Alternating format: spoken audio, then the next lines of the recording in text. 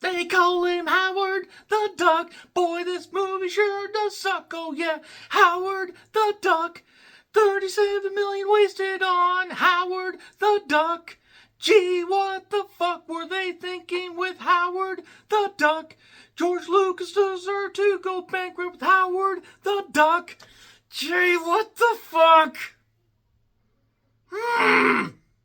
Howard the Duck, by the way, was a 1986 debacle. It was produced by George Lucas, and George Lucas thought that with building the Skywalker Ranch complex, spending a whole lot of money on it, money he had, but he needed to get more money, and thought that Howard the Duck was going to help land him back in the black. But only a movie like this could come from somebody's cold black heart and brain and soul. And this movie basically sank the idea of superhero movies ever existing. I mean, take a look at where the Howard the Duck IP comes from. Take a look. You will be stunned that a cinematic universe would end up growing a couple of decades later because Howard the Duck nearly fucking sank that. This is on Prime, by the way. That is the only reason I decided to rewatch this goddamn debacle. I mean, from the interspecies implications to the weird, creepy aliens to the stop-motion ones because Jeffrey Jones was the creepiest goddamn thing of this. More on Jeffrey Jones in a bit. By the way, Charles from Beetlejuice.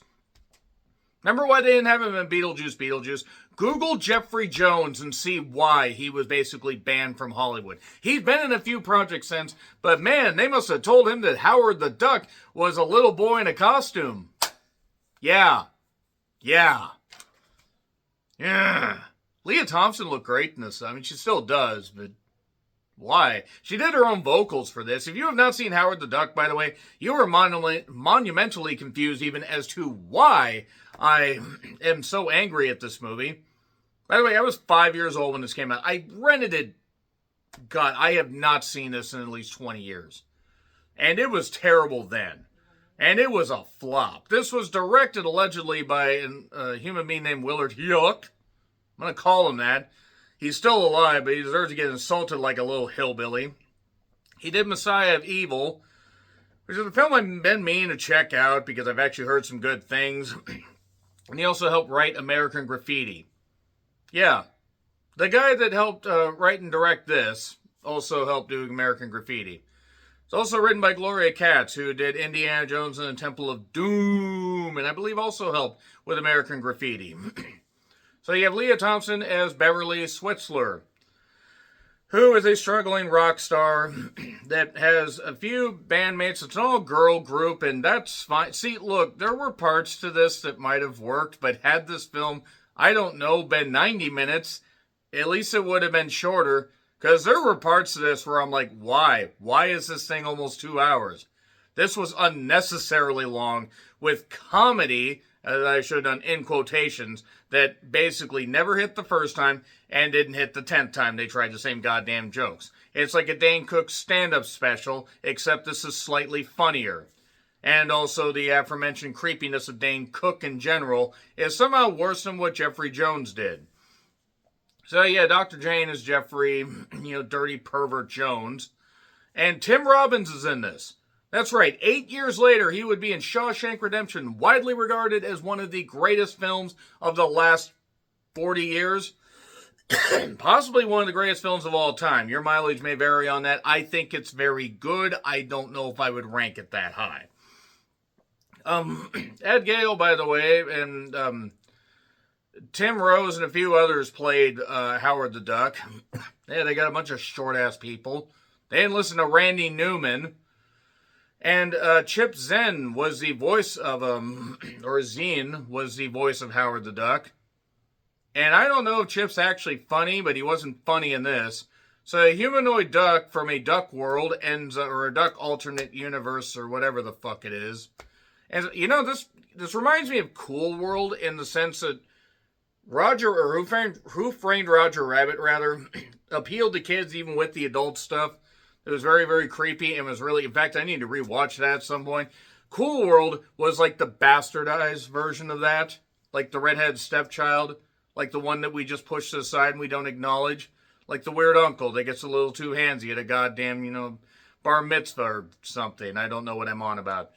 So, $37 million budget. That would be $109.3 million in today's money. $5 million opening. This movie didn't even deserve that.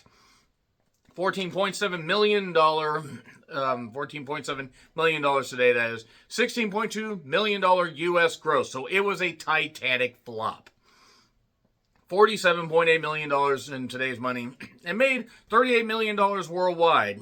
Now, I don't know if that's just box office or video distribution. I cannot imagine. Even in 1986, when people were starting. I mean, Invaders from Mars, the remake of that I think that came out in 86. It was 86 or 88. No, 88 was The Blob. That would be $112.3 million in today's money. And this is so bad. This is just so fucking horrendous. And they spent oodles of money on this. The last Starfighter came out 2 years before that, or before this, and cost $15 million. Flight of the Navigator, I don't think cost $37 million. I don't think Neverending Story might have cost quite a bit, but Neverending Story actually had life and energy, and the original writer of the book absolutely hated how it only included half the story. Also, it's funny that was from the director of Das Boot. This movie should have been given the boot. Somebody should have booted George Lucas right off the goddamn head for this. So basically, George Lucas was hoping this would succeed. It didn't. He was worried he was going to have to sell off his assets. And then Steve Jobs, yes, the Apple, well, the guy that helped do what he did with all that in awful English, purchased the newly animation CGI studio, the new animation CGI studio, as I can speak awfully bad, an awful grammar. He purchased that for above market value to help, and that would later become Pixar. Okay, let's get to this movie. Who thought any of this was a good idea? I want answers. You sons of bitches. This guy should have never been allowed to direct another goddamn movie. I don't think he did. So we go to Howard's apartment, and we see Raiders of the Lost Stork. Do you get it? Because Lucas was involved in the Indiana Jones movies. He didn't deserve to be after this. Play Duck magazine, like Playboy magazine. Who thought any of this was a good idea? I mean, I'm sorry. This is like the furry thing. I'm sorry. If you find this appealing, if you find that kind of stuff appealing, you need help. You desperately need help, and you need to get the fuck away from polite society. Why did they do duck boobs? Who thought this was a good idea? George Lucas somehow not being ashamed of this, but being ashamed of the Star Wars Christmas special. That is what he's ashamed of, but not this equally. So basically Howard gets sucked through this laser scope portal. It's a specter scope. Because humanity doesn't learn and somehow can aim it directly at a goddamn duck world that we didn't even know existed. But I don't think the people in this movie, including the scientists, can find their own goddamn feet without help. Jeffrey Jones can find a little boy's feet. Nevertheless, this narrator says in the beginning there was Duck. Howard the Duck. So the Cherry Bomb Band, look, Leah Thompson looked great in this, and so did the other bandmates, and I give them credit. That actually wasn't bad music, and Leah sung her own, sung her own songs. That's some talent right there, and that's some guts. It's not like the best goddamn singing I've ever heard, but good on her. So she's besieged by a few creepy people after he's besieged by weird people and thrown in this club to see her sing. Cherry Bomb Band, by the way, has to be in reference to Joan Jett and the Blackhearts' Cherry Bomb, which is just positively perverted when you think about it. And he jumps out of a barrel to stop Beverly from getting beat up. No more Mr. Nice Duck and Quack Fu, and I hate it. I hate it. I hate everybody that thought that this was a good idea to write stuff this way. You all deserve the absolute most scathing scorn for inflicting this upon society. They're in Cleveland. That's very depressing that they are in Cleveland. I don't actually know if it was filmed in Cleveland. I don't care. And yeah, he wants to get back to Duck World. Beverly just naturally accepts him into her home because the rain suddenly started, because Annie Lennox summoned it, because of course here comes the rain again. Falling and washing away like a memory. I don't actually think those are the lyrics. And Beverly just accepts there's a duck world and that Howard's here and he can talk. I know that it's supposed to be fun. This movie isn't fun. It's not. It's not fun at all. There are ducks on the money instead of presidents. And he's got a condom in his goddamn pocket. It looked like he used one. Why? Why? Anyway, Jeffrey Jones doesn't show till a little bit later. Tim Robbins being in this is a bumbling goof. Named, the fuck was he named? Blumbert. I want to know who came up with these names. Because apparently these were created by, people, these original characters. You guys are fucking idiots, by the way. I just wanted to say that. I'm assuming that they're dead. I hope they are. If they're not, they should be. So, then instead of man from primitive, primordial thing to human, we now see ducks evolving to this. And why? Just why? Just why was money spent on this? Why was money spent on this? I have so many questions. This isn't even the worst waste of money in the 1980s. I can get to that later on, because there are a few other examples, but this is definitely one where you could have taken this budget and put it between at least like four different fantasy movies. I don't even think Legend cost this much. And that had Tim Curry and giant devil horns and red makeup and Tom Cruise and Mia Sara very, very early on in her career. I think she was 19 maybe at that point. Weird how people get roles that young. That being said, so he pushed away the one person that cared about him. Howard did. Not referring to Tom Cruise, as weird as he is. Yeah, she was just trying to help, and there were kids thinking that Howard was part of this, museum exhibit since he's so lively. There were kids in this, so automatically this movie's shit. It's fine. It's fine. So, there's this one woman that shows up, as a public servant to get, Howard help, to get him a job. Cora May, I think is her name. I swear I recognize the actress, but I can't place it right now.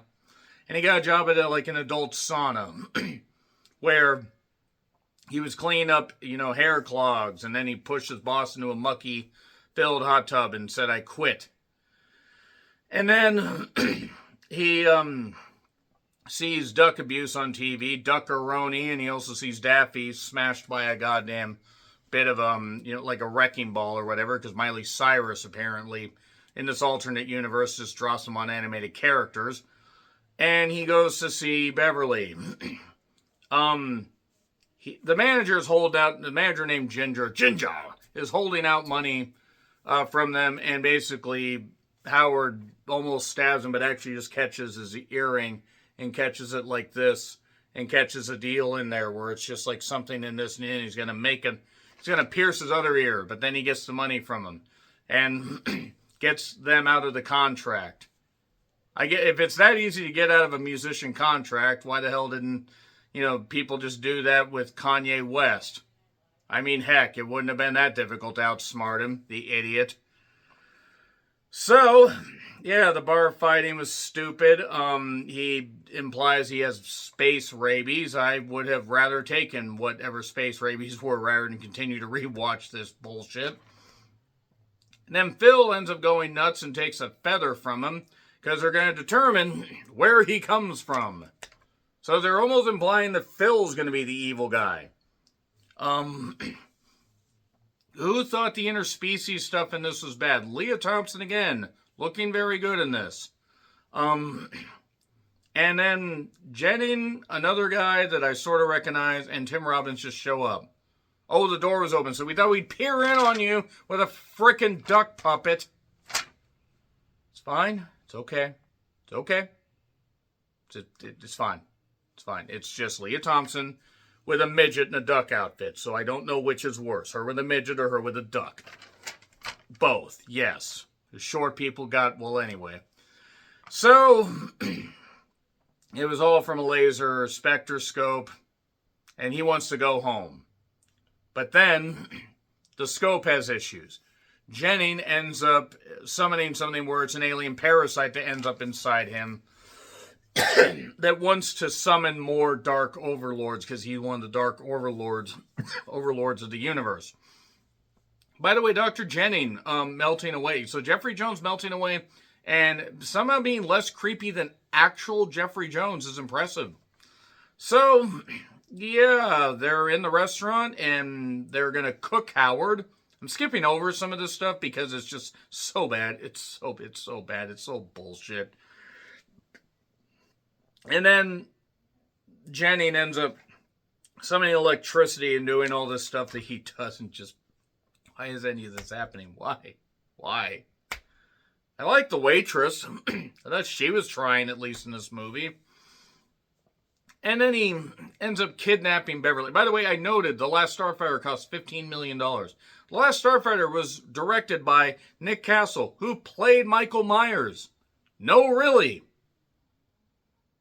We needed Michael Myers in this to take everybody out. And I don't mean their characters. So anyway, Jennings kidnaps Beverly, but he needs electricity to continue. So he pulls out he pulls out the cigarette lighter and then somehow sticks his long alien, tongue and everything.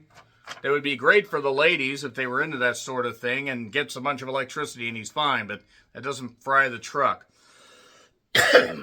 So he rescues Phil out of a police car. They get to this flying invention, but Howard can't fly because his wings have devolved or they've been clipped or whatever. I hate this. I hate this so much. I hate all of it. Fuck you, George Lucas. How dare you? Anyway, they fly around in this comedy of them flying around and almost running into things and Howard having to learn to fly. It took forever. This is an hour and 51 minutes long. It hurts. Still hurts some 40 years later. So anyway, Jeffrey is turning into Dr. Wily gradually as things go on. He's got Leah Thompson tied up because he's going to, I assume, use her to power the laser or just tie her up to be the damsel in distress. So we get more explosions. Beverly needs to be saved. There's this motorized cart with this laser on it. He's going to use the laser to battle the laser eyes and fingers of Jennings. And then there are cases of dynamite, from being labeled dynamite, but they're obviously empty. And he battles with him. He manages to shoot Jennings, cause an explosion. The alien being is out of him. But then it comes out and it's all Ray Harryhausen-like. And look, that's a pretty cool design, I'll say that much. But Willow came out 2 years after this, by the way. And I don't think cost $37 million. It might have been comparable. It might have been around 25 or so. I don't think Princess Bride cost that much. And they looked better. This movie looks like shit. But he ends up basically blowing up the laser thing because the laser spectroscope is going to bring more dark overlords that look exactly the same, just Control-Alt-C, and they're going to come down. And then he blows up the goddamn alien thing and stops the portal, and then they vanish. And he's going to just stay on Earth, and then they call him Howard the Duck, and it plays us off, and just, God. Oh, God, I hope you guys enjoyed my rapidly dwindling sanity revisiting films like this. In addition to watching, trying to break my record from last year of current release movies in that particular calendar year, and rewatching the old stuff because I'm cutting out a lot of wrestling, I really hope you guys are enjoying this. Because I loathe the fact that you suggest stuff like this, but I also appreciate the fact you guys watch, but God damn it. Fuck everybody involved in this except Leah Thompson. Fuck everybody that thought this was a good idea to fund this. So fuck George Lucas. Agree, disagree with what I said? Like, share, subscribe, Twitter, Letterboxd, Blue Sky handles in the description. I'm John Rittland. Until we quack foo again, hi. Happy trails to you.